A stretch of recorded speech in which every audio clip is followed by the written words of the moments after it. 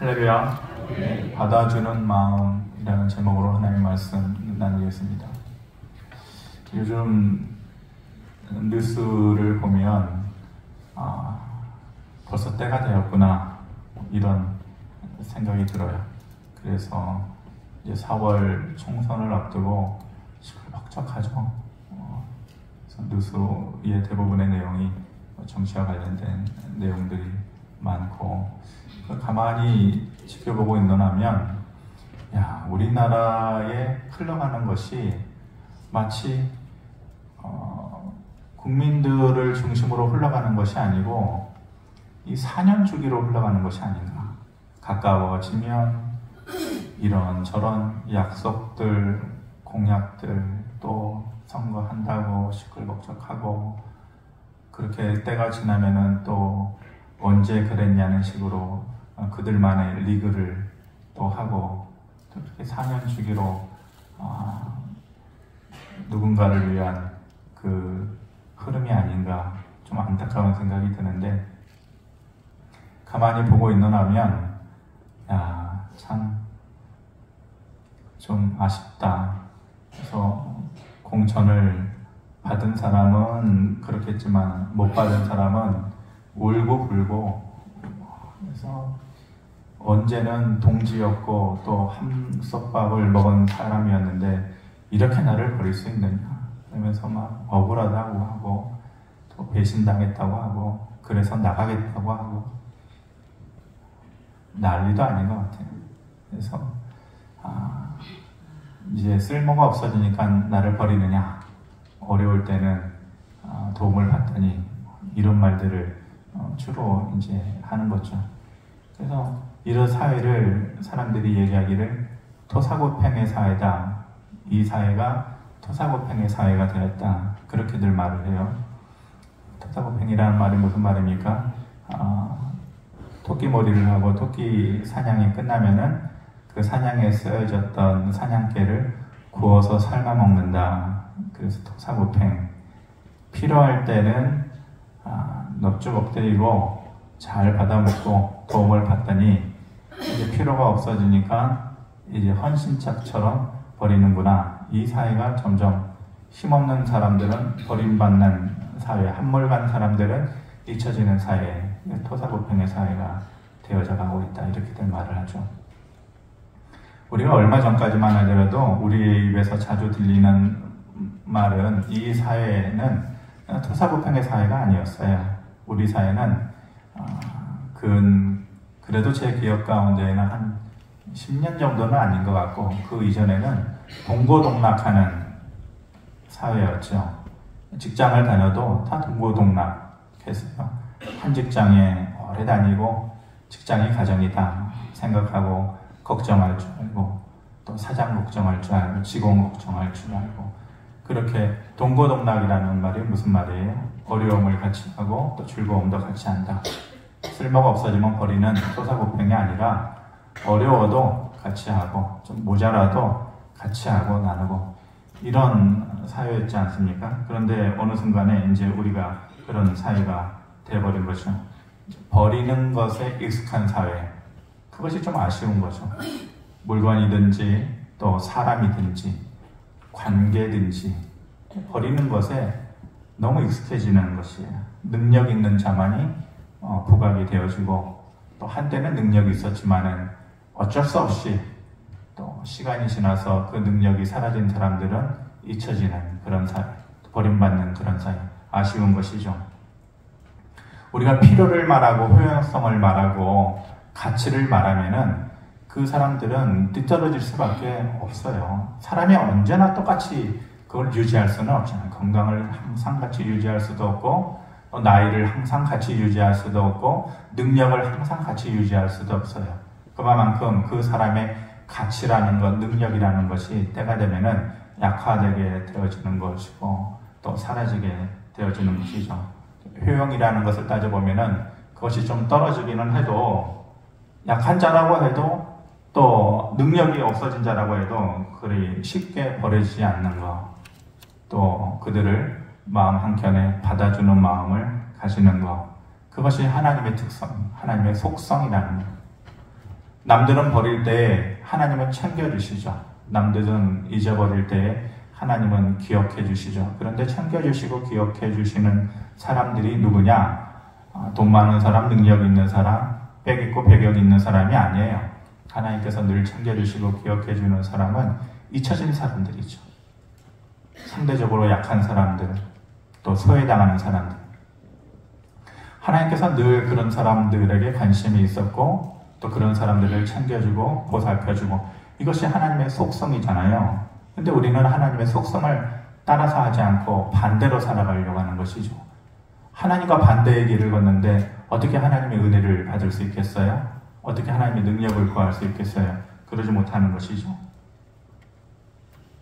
본문에 보면 이제 다윗이 블레셋 땅에 도망가지 않습니까? 사울을 피해서, 지난번에도 잠시 살펴봤지만은 사울왕을 피해서 도망간 곳이 블레셋 땅이에요. 아기스 왕에게 가가지고 이제는 어떻게든지 살아남아야 되니까 뭘 버려요? 자존심을 버리잖아요. 그러면서 침을 질질 흘러가면서 머리를 끄적끄적 해가면서 미친 사람 흉내까지 해가면서 그 어려운 시기를 버텨내는 다윗의 모습을 우리가 보았었는데, 이제 그렇게 지내다가 다윗에게 곤란한 일이 생겨나게 되었어요.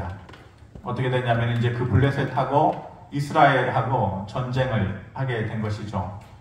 아무 일 없이 지낼 때에는 이 다윗이 이제 별볼일 없는 사람이 되었구나, 그렇게 넘어갈 수 있었는데, 이제 이스라엘하고 블레셋하고 전쟁을 하게 되니까 다윗도 나가게 되었거든요. 다윗의 입장에서는 어떻게 해야 돼요? 자기가 사울왕을 피해서 도망와 있긴 하지만은 자기 고국이잖아요. 자기 나라를 향해서 칼을 들 수는 없는 것이죠. 그렇다고 해서 자기가 어려울 때 받아준 블레셋에게 배신할 수도 없는 것이잖아요. 이러지도 못하고 저러지도 못하는 마음으로 전쟁터에 나아갔어요. 그런데 그런 고민을 하나님께서 말끔히 씻어주신 것이, 다윗이 뭐라고 하지 않아도 블레셋 사람들의 방백들, 그러니까 블레셋 사람들의 지도자들이 얘기를 하는 거죠. 다윗은 안 된다. 얼마 전까지만 해도 우리의 적국 아니었냐 이거죠. 다윗은 만만이요, 사울은 천천히다.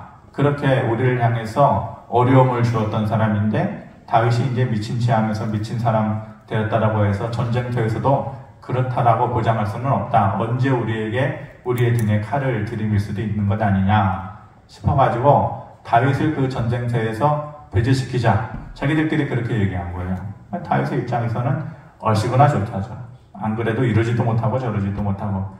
그래서 자기하고 같이 있는 사람들을 데리고 블레셋 땅으로, 원래 있는 땅으로 돌아왔는데 더 큰 어려움이 기다리고 있는 것이에요. 와서 봤더니 자기들의 삶의 터전이 쑥대밭이 되어 있는 거예요. 누구에게 의해서? 아말렉 사람에 의해서. 아말렉 사람들이 쳐들어와서 이제 이 사람 저 사람 전쟁터에 다 나간 틈을 타서 아말렉 사람들이 완전히 그 다윗이 머물고 있는 곳에 쑥대밭을 맺는 것이죠. 재물을 다 빼앗아가고 사람들 다 붙잡아가고 아내들, 자녀들 다 붙잡아간 것이죠. 그런 일을 당하고 나니까 전쟁터에 나갔다 돌아온 사람들이 마음이 너무 안 좋은 거예요. 그래서 원망하게 되고 불평하게 되죠. 그 원망과 불평이 누구에게로 향하고 있느냐? 다윗에게로 향하고 있는 것이에요. 6절 말씀해 보니까 백성들이 자녀들 때문에 마음이 슬퍼서 다윗을 돌로 치자 하니 다윗이 크게 다급하였으나 그의 하나님 여호와를 힘입고 용기를 얻었더라. 백성들이 자녀들 때문에 마음이 슬퍼서 그러겠죠. 다 믿고 여기까지 왔는데 전쟁터에 나가자 해서 나갔더니 갔다가 돌아오는 길에 더 큰 어려움을 이렇게 당하게 됐구나. 이 모든 것이 다윗 때문이다. 다윗이 사실 이 사람들이 갈 곳 없는 사람들이었거든요. 원래 이 갈 곳 없는 사람들을 다윗이 한때 받아줬던 것이에요. 나중에 우리가 살펴보겠지만 받아줬던 그 은혜를 기억하지 못하고 지금 자기들이 어려움을 겪고 있다고 해서 다윗에게 뭐라고 그래요? 돌로 쳐서 죽이자. 이렇게 얘기하는 것이죠. 이 배신자들이죠. 이 배신자들을 보고 배신자들 앞에 두고 있는 다윗의 마음이 어떻겠어요? 내가 너희에게 어떤 마음이었는데, 내가 너희에게 어떤 행동을 하였는데 너희가 이럴 수 있느냐? 그런데 다윗이 그들을 받아줘요. 그 배신하는 마음을 다윗의 입장에서 돌로 치고 싶었겠지만 다윗이 그들을 묵묵히 받아주는 것이죠. 그럴 수 있는 이유가 뭘까? 다윗이 인성이 좋고 품성이 좋고 물론 그럴 수 있죠. 그런데 다윗은 한때 어렸을 때에 다윗 자손도 어려움을 겪었던 사람이에요. 가족 내에서도 인정받지 못하고 마치 아웃사이더처럼 그렇게 지내던 때가 있었거든요.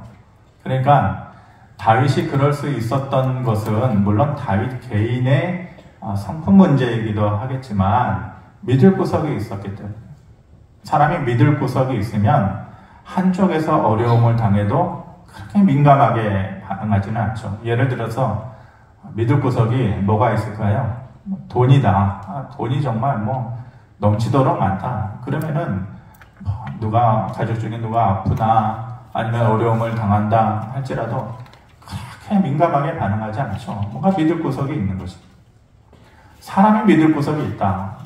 법조계에도 또 경찰에도 의사도 있고 그러면은 사람이 어떤 일을 당한다 하더라도 그렇게 민감하게 반응하지 않는 거예요. 여유가 있는 것이죠. 여유가. 근데 다윗의 믿을 구석은 그런 것이 아니었어요. 다윗의 여유는 항상 누구에게서 찾아오느냐? 힘들고 어려울 때 항상 다윗의 그 여유를 찾을 수 있는 원동력은 하나님이었어요. 뭐라고 얘기합니까? 다윗을 돌로 치자 하니 그런 상황 가운데에 다윗의 마음은 무너졌겠죠. 그런데 다윗이 크게 다급하였으나 당연하죠. 다급하였다라는 것이 물론 문자 그대로 마음이 그 상황 가운데 두려움에 처하고 그렇다는 말도 있겠지만은 여러 가지 복잡스러운 마음이었겠죠. 그런데 그의 하나님 여호와를 힘입고 다시 용기를 얻었더라 이렇게 얘기하잖아요.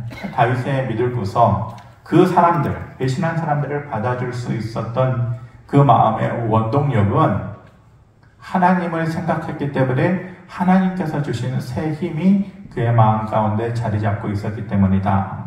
그래서 영어 성경에 보면은 뭐라고 얘기하냐면은 He found 그가 다시 찾았다.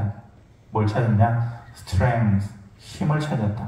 어디에서? In His God 하나님 안에서 그는 새 힘을 찾았다.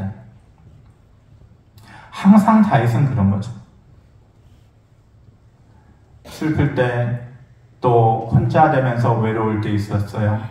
괴로울 때 있었어요. 배신당할 때 있었어요. 잊혀질 때도 있었어요. 그럴 때마다 다윗은 found strength 힘을 인생 살아갈 힘을 누구에게서 찾느냐? 하나님 안에서 항상 찾는 거죠.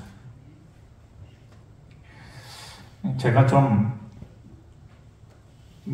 이제 감정이 어떨 때는 눈물도 많고 어떨 때는 또 화도 내고 이런단 말입니다. 어떨 때는 좀 속상하기도 하고 짜증도 나고 그러면은 와락 이렇게 하고 나면은 곧바로 또 돌아가서 이제 금방 후회를 하면은 항상 제 목양실에서 제일 먼저 하는 루틴이죠. 루틴. 일상적인 그 행동이 뭐냐면은 자리에 앉지 않고 책상에 서가지고 그 자리에서 곧바로 기도를 해요.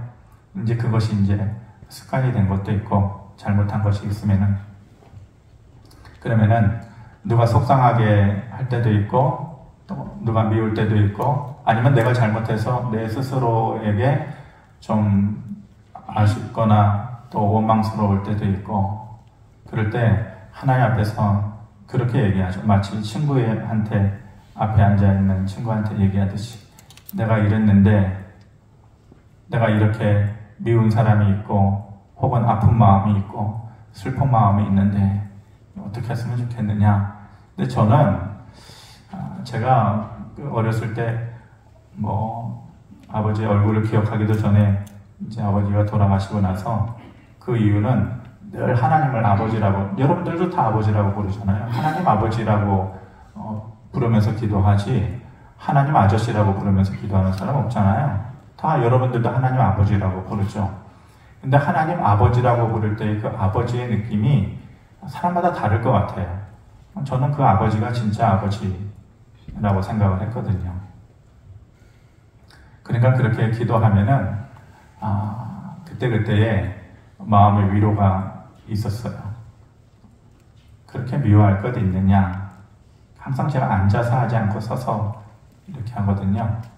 그렇게 서운해할 것 있느냐? 네가 그렇게 화내고 돌아와가지고 그럴 필요가 있었냐? 욕도 먹을 때는 먹어라. 자존심도 내려놓을 때는 내려놔라. 이렇게 그때그때 음성으로 말씀하시는 것 같지는 않지만 오랫동안 그렇게 해왔던 대화의 습관이기 때문에 그때그때 그런 말씀을 해주시는 것 같아요. 그러면은 막 화나던 마음이 수그러들죠. 미웠던 마음, 속상했던 마음도 수그러들어요. 그러면서 다시 그 다음 단계에 뭔가 할 수 있는 힘을 얻게 되는 것 같아요. 늘 그랬던 것 같아요. 다윗만큼은 아니었겠지만은 저 역시 보면은 I found, 저도 항상 찾는 거죠. 힘을 in His God, 하나님 안에서 힘을 찾는 거예요. 우리의 힘이 내가 애쓴다고 생겨나는 게 아니에요. 그걸 누가 빌려줄 수 있는 것도 아니에요. 어디에서 찾는다고 찾아올 수 있는 것도 아니에요. 인생 살아가면서 내게 필요한 내 힘을 누가 주냐고. 우리의 힘은 하나님 안에서만이 찾을 수 있는 것이다. 그래서 제가 예배 시작 전에 자주 하는 멘트지만은 너희의 슬픔을 내려놓고 여호와를 기뻐하는 것이 너희의 힘이니라, 이런 말씀하시잖아요. 이것이 느헤미야 8장 10절 말씀인데 우리 한번 같이 읽어보겠습니다. 시작. 이날은 우리 주의 성일이니 근심하지 말라. 여호와로 인하여 기뻐하는 것이 너희의 힘이니라. 기뻐할 수 없어요. 하나님, 내가 너무 슬픈데 어떻게 기쁨할 수 있죠? 내가 걱정거리가 한가득인데, 제가 교회에 나오긴 했지만, 교회당 문을 열고 들어오긴 했지만, 내 가슴팍에는요, 하나님, 이미 돌덩이가 몇 개는 들어가 있어요. 이거를 도저히 해결할 수가 없어요. 그런데 그것을 하나님께서 뭐라고 말씀하셔요? 근심하지 말아라. 여호와를 생각하면서 기뻐하는 것이 너에게 힘이 될 것이다. 이렇게 말씀하셔요.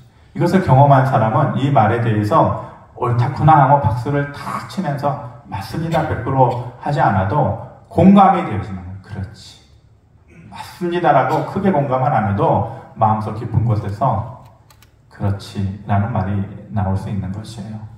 여호와로 인하여 그 하나님의 이름을 기억하면서 부를 때에 기뻐하는 것이 우리의 새 힘이 되는 것이죠. 그렇게 다윗이 그럴 수 없는 상황 가운데에서 힘을 얻게 되니까 다음 작전으로 돌입할 수 있는 것입니다. 힘을 얻지 못하면 주저앉는 거예요. 그 자리에서 주저앉고 사람들을 원망하고 내가 너희에게 어땠는데 그럴 수 있느냐, 계속해서 악순환되는 거죠. 그런데 하나님께서 주시는 새 힘을 얻으면 그 다음 단계의 새로운 것으로 도전할 수 있는 것이에요. 제일 먼저 뭐를 해요? 하나님께 물어보죠. 하나님, 이 아말렉 사람들이 우리에게 이렇게 큰 아픔을 주고 떠났는데 어디로 갔는지, 얼마만큼의 군대인지, 우리가 가진 인원은 600명밖에 안 되는데 600명을 데리고 가가지고 그곳에 다 찾아올 수 있는지 도대체 모르겠습니다. 하나님께 물어보죠. 하나님께서 쫓아가라 그래요. 너희가 쫓아가서 그들을 상대할 수 있을 것이고 잃어버렸던 것을 다시 도로 다 찾을 수 있을 것이다. 하나님의 말씀을 듣고 이제 나가요. 몇 명 데리고 나가냐? 600명 데리고 나가요. 근데 이 아말렉 족속이잖아요. 그러니까 최소한 몇천 명, 몇만 명은 왔을 텐데 겨우 600명 데리고 가가지고 뭘 어떻게 할 것이며 또 이 사람들이 어디로 갔는지 알 길이 없죠.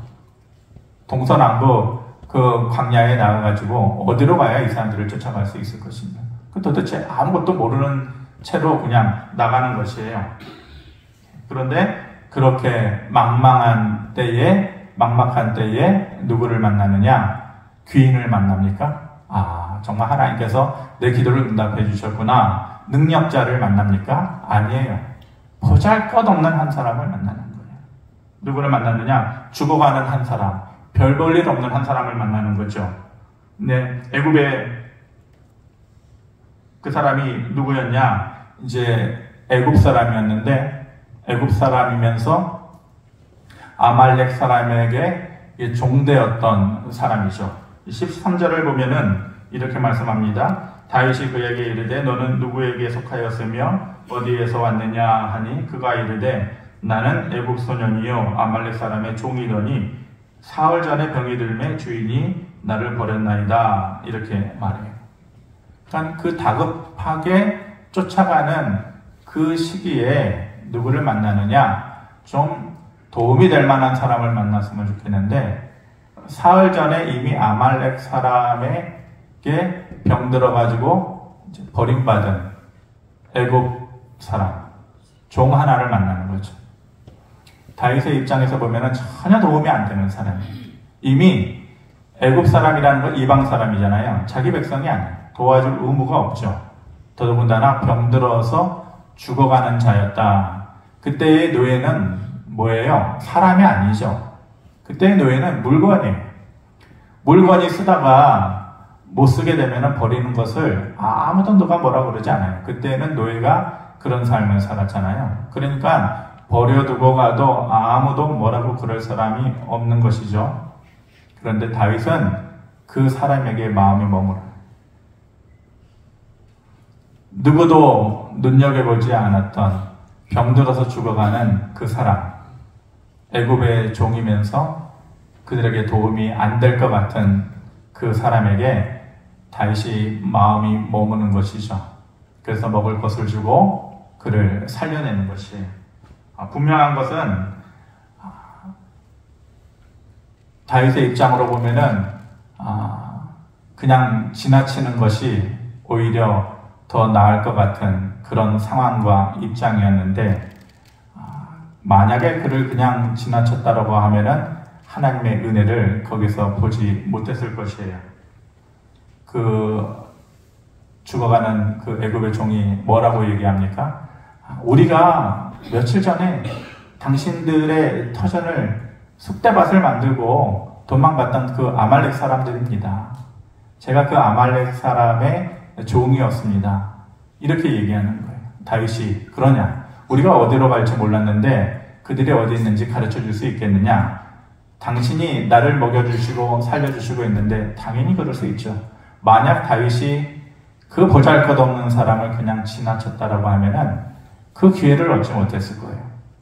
다윗이 모두가 마음 가운데 담아두지 않는 그 연약한 자를 받아주었을 때에 그 다윗 자체뿐만이 아니라 같이 있는 사람들의 모든 운명을 바뀌어놓을 만한 하나님의 은혜를 구할 수가 있었고 또 찾을 수가 있었던 것이죠. 다윗의 인생 전체를 보면은 다윗은 늘 받아주는 사람이었어요. 사무엘상 22장 2절을 보면은 환난당한 모든 자와 빚진 모든 자와 마음이 원통한 자가 다 그에게로 모였다. 다윗이 이제 사울왕을 피해서 도망 다닐 때에 다윗에게 찾아온 사람들이 있었는데 이제 다윗이 나중에 이스라엘의 왕이 되어질 때 이 사람들이 1등 공신이 되어지거든요. 그런데 처음에 다윗을 찾아왔을 때 이 사람들의 모습이 어땠느냐? 원통한 사람들, 억울한 일 당한 사람들, 또 빚진 모든 자들. 그러니까 보잘것없는 사람들. 내가 앞으로 한 나라의 왕이 될 것인데 돈 있는 사람들, 능력 있는 사람들, 지식 있는 사람들, 배경 있는 사람들, 빚진 자들이 아니라 능력 있는 사람들, 이런 사람들이 와야 될 것 아니에요. 그런 사람들을 받아줘야 미래가 있죠. 그런데 다윗은 그때에도 그 사람들을 다 받아주었어요. 그 받아주었던 사람들이 나중에 대해서 지금 오늘 본문에 보니까 뭐 하고 있는 거예요? 돌로 쳐서 다윗을 죽이자. 그 원통하고 없는 사람들 받아주었더니 이제는 배신해서 다윗을 돌로 쳐서 죽이자. 배신자가 된 것이죠. 그랬을 때 다윗이 어땠어요? 그런 그들마저도 다윗은 다 받아주었던 것이죠. 우리가 지난번에 보았지만은 다윗이 예루살렘을 압살람 때문에 떠나게 되었을 때에 누가 나와서 다윗을 욕해요? 시므이라는 사람, 시므이가 아니고 시므이라는 사람이 가거라 피를 흘린 자여 온갖 욕을 당하면서 안 그래도 등 떠밀려서 예루살렘을 떠나야 되는 다윗의 마음이 너무 슬프고 안 좋은데 그를 향해서 돌을 던지면서 먼지를 뿌리면서 가거라. 그러니 다윗의 나중에 예루살렘으로 다시 복귀했을 때에 누가 제일 먼저 생각났을까요? 누구를 제일 먼저 손봐주고 싶었을까요? 야, 내가 돌아가기만 하면은 시누이를 가만 안 놔두겠다. 예. 시누이가 아니에요. 예. 제일 먼저 생각난 사람이 시므이 아니겠어요? 아니나 다를까 시므이가 제일 먼저 나와요. 나와가지고 그때 내가 잘못했습니다. 아주 그냥 얼굴이 철판을 깐 사람이죠. 근데 다윗이 그 배신자의 모습마저도 다 받아주는 것이죠. 삶의 기회를 살아갈 수 있도록 또 허용을 해줘요. 그리고 오늘 본문에 보면은 모두가 신경 쓰지 않는 사람, 버림받은 자까지도 다 받아주는 거죠. 다윗의 인생에는 항상 그렇게 받아주는 삶을 살았던 것이죠. 그랬을 때 어떤 결과가 있었습니까? 오늘 19절 말씀 같이 한번 봅니다. 시작. 그들이 약탈하였던 것, 곧 무리의 자녀들이나 빼앗겼던 것은 크고 작은 것을 막론하고 아무것도 잃은 것이 없이 모두 다윗이 도로 찾아왔고, 모두 다시 찾아왔다. 도로. 제가 성경 읽다 보면은 아주 흡족하고 마음이 즐겁게 머무는 단어가 이 도로라는 말이거든요. 도로. 길 도로가 아니라 도로. 다시 우리의 마음도 다시, 우리의 믿음도 다시 하나님께로 도로. 예. 잃어버렸던 것 하나도 빼앗기지 않고 도로 다 찾아왔다. 그 잊혀진 자를 그냥 스쳐 지나갔다면, 받아주지 않고 그렇게 스쳐 지나갔다면 이런 하나님의 은혜도 있지 않았겠죠. 우리의 인생은, 저는 저보다 여러분들이 인생을 더 오래 사셨지만 부메랑과 같다라는 생각을 요즘 참 많이 합니다. 부메랑과 같다. 우리의 행동도, 어느 순간에 했던 행동도 부메랑이 돼서 다시 다 내게로 돌아옵니다. 어느 순간에 우리가 했던 말들 다시 부메랑이 되어서 다시 내게로 돌아온다. 그런 생각을 많이 하게 돼요. 이게 철이 들어가는 건가요? 네. 우리의 인생은 내가 누군가를 받아주었을 때에 나 역시 누군가에게 받아들여지게 되는 그런 때가 올 것이다. 사람에게도 그렇고 하나님에게도 그렇고, 내가 스쳐 지나가면, 받아주지 않고 스쳐 지나가면 사람에게도 나라는 존재가 스쳐 지나가게 될 것이고 하나님에게도 스쳐 지나갈 수밖에 없는, 그래서 부메랑에 대해서 내가 연약한 자를 받아줄 때에 그 기회도 나에게 다시 돌아오게 되는 것이다. 얼마 전에 카톡 문자를 하나 받았는데 정말 오래간만에 뜻하지 않는 분에게 문자 하나가 왔어요. 오 목사님이라고 하는 분인데, 여러분들이 아는 그 오 목사님 말고, 제가 신대원 다닐 때에 사역을 열심히 잘 했었어요. 그런데 너무 열심히 하고 또 그래서 몸이 완전히 그때 많이 망가졌었어요. 간이 많이 망가지고 그래서 너무 힘들었고, 그래서 하나님 앞에서 하나님 사역을 조금만 쉬면 안 될까요? 요즘은 그런 기도를 잘 안 해요. 왜냐면은 하나님은 들으신 대로 하는구나라는 것을 경험하니까 함부로 말을 못 하겠더라고요. 그 말을 하게 되더라도 곧바로 사무실로 가가지고 일어서서 또 해요. 하나님, 아까 말은 잠시 접어주세요. 이렇게 하는데, 그 당시에 그때에 신대원 안에서 정말로 우스꽝스러운, 뜻하지 않는 사고가 있었거든요. 교통사고가 나와서 교통사고로 인해서 꼬박 3개월을 그 1인실에서 정말로 외로운 시간을 보냈었어요. 창문을 열어놓고서 저 창밖에 한 번만 나갔으면 좋겠다. 그 겨울철에 아내가 그때 망삭이었는데 망삭의 몸으로 고생 많이 했었었죠. 그렇게 사역을 어쩔 수 없이 쉬게 되었었어요. 그렇게 시간이 오래 지나고 나서 어쩔 수 없이 그때는 쉬게 되었고 다시 이제 사역에 복귀를 해야 되잖아요. 공백 기간이 뭐 시간 때문에 많이 말씀 못 드리겠지만은 그것 때문에 제가 다른 일을 또 했었어요.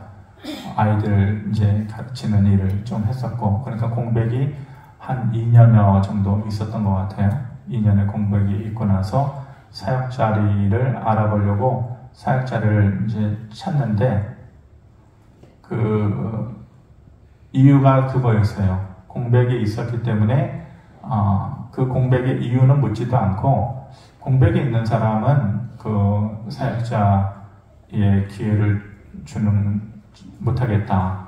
대부분 이제 그런 입장이었죠. 그래서 이러지도 못하고 저러지도 못하고 마음이 굉장히 힘들고 답답한 때였거든요. 그때 이제 그런 마음을 가지고 기도원으로 이제 금식 기도를 하러 이제 버스를 타고 가는 길인데, 그 노량진에 있는 좀 전에 말씀드린 그 목사님한테 전화 연락이 온 거예요. 기도원에 가는 길에 볼 수 있느냐.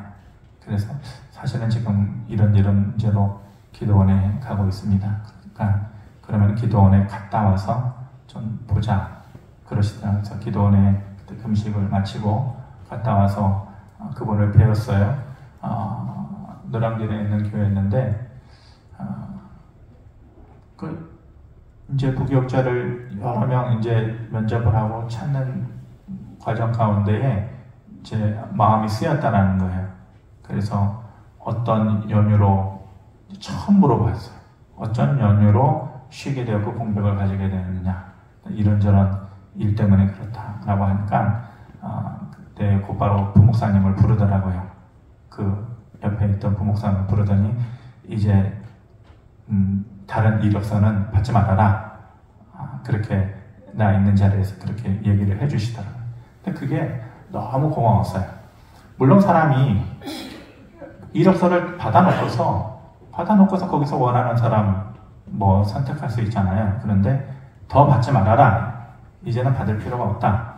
그렇게 얘기해 주시더라고요. 그래서 거기에서 사역을 다시 시작할 수 있었고, 그 기회가 있었기 때문에 그곳에서 제 직전, 여기 오기 직전 교회로 갈 때에 제가 거기서 어떻게 사역했는지가 이제 좀 소문으로 들렸기 때문에 또 다른 기회를 가질 수가 있었던 것이죠. 그래서 저한테는 상당히 기억에 남는, 제 입장으로 보면 그때는 마치 이 애굽의 종과 같은 그런 입장 아니었겠어요? 나하고는 상관이 없이 잊혀지고 또 공백이라는 이유로 버림받고 그랬었던 때에 그냥 스쳐 지나가지 않고 나에게 기회를 주셨던 그 분 때문에 오늘의 이 모습으로 제가 또 있을 수 있는 것이죠. 하나님께서 우리 모두를 그렇게 봐주시는 것 같아요. 우리는 벌써 버림받아야 되는 사람이죠. 우리의 모자람 때문에, 우리의 불순종 때문에, 우리의 고집 때문에, 우리의 배신 때문에, 우리의 하나님을 향한 등돌림 때문에. 그런데 하나님께서 늘 받아주십니다. 하나님께서 우리의 모습을 받아주신 것처럼 우리도 그 누군가에게 받아주는 사랑, 받아주는 마음을 가지고 살 때에 하나님께서 우리에게 마치 다윗에게 또 다른 삶의 기회가 주어진 것처럼 하나님의 마음을 가지고 받아줄 때에 새로운 삶의 기회를 채워주시리라고 믿습니다. 그런 마음을 저와 여러분들이 가지고 살아갈 수 있게 되기를 주님의 이름으로 축원합니다. 고마우신 아버지 하나님 은혜를 감사합니다. 하나님께서 벌써 버림받아야 되는 우리를 지우지 않고 또 받아주신 것처럼 우리 역시 그런 마음을 가지고 살아갈 때에 하나님께서 주시는 또 다른 삶의 기회와 또 은혜를 우리가 누리게 될 줄을 믿습니다.